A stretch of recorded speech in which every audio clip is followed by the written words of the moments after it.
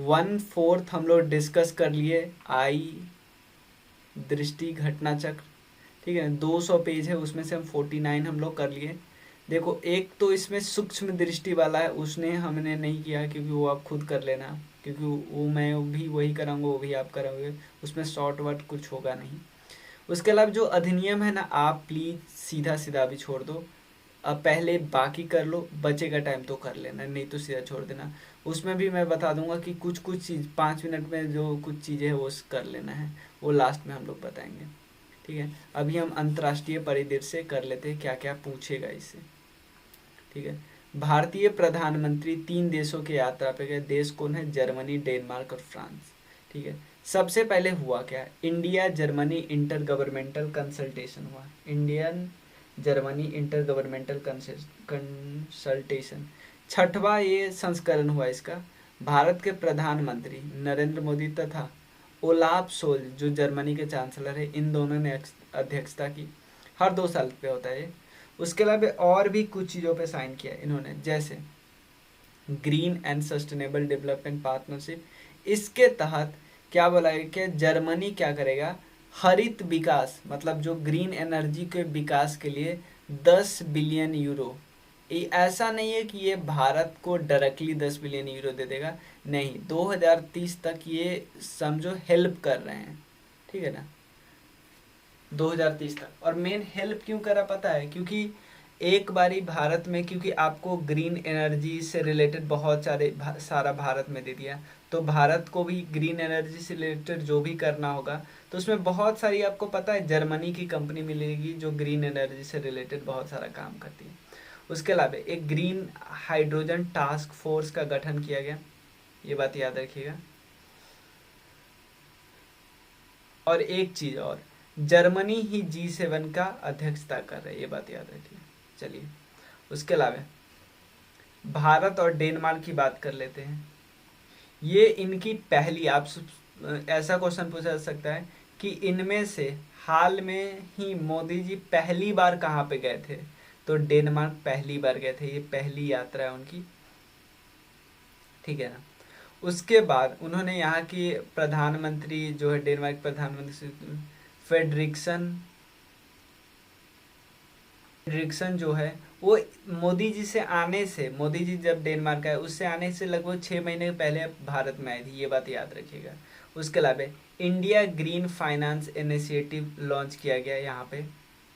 उसके अलावा green strategic partnership हुआ, इसका वर्चुअल शिखर सम्मेलन हुआ, 2022 में हुआ था, ये बात याद रखिएगा। उसके बाद यहाँ पे इन्होंने क्या किया है, एक तो एक ऐतिहासिक मीटिंग हुआ महारानी मार्गरेट द्वितीय के साथ, किस पैलेस में? अमालीबोर्ग पैलेस में, याद रखिएगा। उसके बाद सेकेंड इंडिया नॉर्डिक समिट हुआ, ये भी बात याद रखिएगा। और सेकेंड इंडिया नॉर्डिक समिट में और भी देश हैं, जिसमें डेनमार्क के, उसके अलावा आइसलैंड, नॉर्वे और स्वीडन, फिनलैंड, इन सब के हेड ने पार्टिसिपेट किया। और इसकी मेजबानी ऑब्वियसली डेनमार्क के प्रधानमंत्री ने किया, ठीक है। डेनमार्क वाला हो गया, और ज़्यादा नहीं करना है, ठीक है।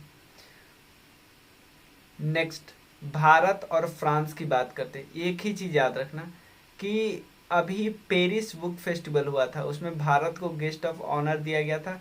अब भारत में न्यू दिल्ली बुक पुस्तक मेला लगेगा, वहाँ पे हम फ्रांस को गेस्ट ऑफ ऑनर देंगे। भारत मॉरिशस में, मॉरिशस के जो प्रधानमंत्री है ना, प्रविंद कुमार, वो भारत में आए हैं। अब हुआ क्या, जब वो आए तो मॉरिशस के प्रधानमंत्री, हमारे प्रधानमंत्री और WHO के महानिदेशक जिसका नाम है टेड्रोस, इन तीनों ने मिलके एक global centre for traditional medicine की आधारशिला रखी है। कहाँ पे भाई? जामनगर में, याद रखिएगा, जामनगर में ट्रेडिशनल मेडिसिन की आधारशिला रखी, ये याद रखना है। कहाँ पे रखी है? जामनगर में। उसके अलावा मॉरिशस के प्रधानमंत्री, एक समिट हो रहा है जिसका नाम है global Ayush investment and innovation summit, इसके भी उद्घाटन समारोह में रहेंगे। ये कहाँ पे? गांधीनगर में संपन्न हुआ। याद रखिए कि दो इम्पोर्टेंट है, global centre for traditional medicine उद्घाटन हुआ, मतलब आधारशिला रखी गई। उसके अलावा एक global Ayush investment and innovation summit का उद्घाटन सत्र में ये उपस्थित थे। दो चीज़ इनसे रिलेटेड इम्पोर्टेंट है, और ये याद नहीं रहे। इन्होंने वाराणसी का भी दौरा किया। उसके बाद भारत और यूके की बात करते हैं। ये यूनाइटेड किंगडम के जो प्रधानमंत्री है बोरिस जॉनसन, ये आए। उसके अलावा ये भारत और यूके दोनों अपने 75वां वर्षगांठ मना रहा है अपने किसकी, अपने रिलेशनशिप की। दिल्ली में आने से पहले सबसे पहले गुजरात गए, बोरिस जॉनसन गुजरात गए। गुजरात में कहाँ कहाँ घूमा, पहले साबरमती आश्रम घूमा, उसके बाद मसवर इंडस्ट्रियल एस्टेट घुमा, बड़ोदरा स्थित जेसीबी प्लांट, इसीलिए ये वो हो गया था, बहुत सारा डिबेट हो गया था इस पर। गिफ्ट सिटी घुमा, उसके बाद गुजरात जैव प्रौद्योगिकी विश्वविद्यालय वहाँ पे घुमा। ठीक है, साइबर सहयोग के लिए उन्होंने क्या किया, ज्वाइंट स्टेटमेंट दी। उसके अलावा और कई चीज़ों के लिए मतलब एमओयू साइन किया भागीदारी के लिए, जैसे क्लाइमेट स्मार्ट सस्टेनेबल इनोवेशन, और उसके अलावा global centre for nuclear energy partnership. बहुत सिंपल पूछा, कौन सा देश अभी न्यूक्लियर एनर्जी के लिए पार्टनरशिप किया है भारत के साथ, यूके। और एक है किसने क्लाइमेट स्मार्ट सस्टेनेबल इनोवेशन के लिए मतलब साथ दोनों दे रहे हैं एक दूसरे का, तो ये है यूके और भारत। उसके अलावा कई इन्होंने क्या किया, कई जो नॉन सरकारी है ना, मतलब गैर सरकारी एमओयू भी साइन किया है। जैसे एक बर्मिंघम सिटी विश्वविद्यालय है ना, उसमें अल्पकालीन चेयर की स्थापना की गई है, की स्थापना हेतु भारतीय सांस्कृतिक संबंध परिषद ICCR एवं बर्मिंघम के साथ एमओयू साइन हुआ है।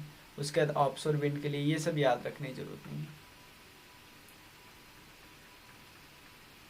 ठीक है, नेक्स्ट है इंडिया और नीदरलैंड की बात करते हैं। भारत और नीदरलैंड, यहाँ पे पता है नीदरलैंड के राजा और उनकी रानी के निमंत्रण पे भारत के राष्ट्रपति रामनाथ कोविंद जी गए थे वहाँ पे, राजकीय यात्रा की। ये पिछले बहुत समय में किसी राष्ट्राध्यक्ष का ये क्या था, मेजर यात्रा था। भारतीय राष्ट्रपति R वेंकट रमन गए थे 1988 में, बहुत पहले से। इसमें हुआ क्या, एक केकेन होप ट्यूलिप गार्डन है वहाँ पे ट्यूलिप की एक प्रजाति को मैत्री नाम दिया गया, ताकि भारत और नीदरलैंड के रिलेशन में एक ऊंचाई आए। उसके बाद भारत और तुर्कमेनिस्तान की बात करते हैं, तो यहाँ पे भी रामनाथ कोविंद जी गए हैं। तुर्कमेनिस्तान की पहली यात्रा की किसी भारतीय राष्ट्रपति ने, और एक डाक टिकट बना भारत तुर्कमेनिस्तान स्मारक डाक टिकट। उसके अलावा कई समझौते पे साइन किए दोनों ने, फाइनेंशियल मॉनिटरिंग सर्विस और फाइनेंशियल इंटेलिजेंस यूनिट के बीच एमओयू साइन हुआ, मतलब इंडिया और तुर्कमेनिस्तान के बीच। उसके बाद आपदा प्रबंधन में, युवा मामले में, ये सब याद रखने की जरूरत नहीं है। भारत नेपाल की बात करते हैं। नेपाल के प्रधानमंत्री शेख बहादुर देउवा है। ठीक है, उसके अलावा यहाँ तक पहले broad gauge passenger rail link का भी उद्घाटन किया गया। ये रेल लिंक कहाँ से, जयनगर जो मधुबनी बिहार है उससे कुर्था नेपाल को जोड़ेगा, ये याद रखिएगा। और 105वां सदस्य बना नेपाल ISA का। वाराणसी का भी इन्होंने दौरा किया। क्लियर। उसके अलावा एक और बन रहा है, दोनों देशों के प्रधानमंत्री संयुक्त रूप से 90 किलोमीटर लंबी 132 kV की double circuit Solu corridor transmission line और सब स्टेशन का भी उद्घाटन किया। ठीक है, उसके बाद इंडिया और ऑस्ट्रेलिया की बात करते हैं। सबसे पहले कॉम्प्रिहेंसिव स्ट्रेटेजिक पार्टनरशिप दोनों में साइन किया गया, और economic cooperation and trade agreement में। और economic cooperation and trade agreement पिछले एक दशक की अवधि में भारत का पहला व्यापार समझौता किसी विकसित देशों के साथ। ठीक है, और द्वीप वर्चुअल शिखर सम्मेलन हो, ये याद रखिए, वर्चुअल हुआ। भारत और जापान की बात करते हैं। जापान के जो प्रधानमंत्री है फुगिको और किशिदा, ये भारत में यात्रा किया लगभग 19-20 मार्च 2022 को। 14वां शिखर सम्मेलन हुआ दोनों के बीच, ये बात याद रखिएगा। लगभग 5 ट्रिलियन एन यानी 42 मिलियन डॉलर ये अगले 5 साल तक निवेश करेंगे भारत में। और नवंबर 2019 के बीच दोनों में फर्स्ट 2+2 डायलॉग हुआ था। इसमें क्या होता है, विदेश मंत्री होते हैं और डिफेंस मिनिस्टर होते हैं, ठीक है ना। Indo Pacific Ocean Initiative sign किया गया एक दूसरे के बीच, और शायद क्लीन एनर्जी पार्टनरशिप भी साइन हुआ है, ये भी ध्यान रखिएगा थोड़ा। इंडिया और ऑस्ट्रेलिया के बीच तो ये पता है 2+2 डायलॉग हुआ 11 सितंबर 2022 को पहली बार, ठीक है। मतलब इन दोनों के अलावे तीसरा देश बना है। और इसके अलावे मतलब आयोजन पे सहमति बनी है लेकिन ऐसा सच कुछ हुआ नहीं है। भारत और डेनमार्क,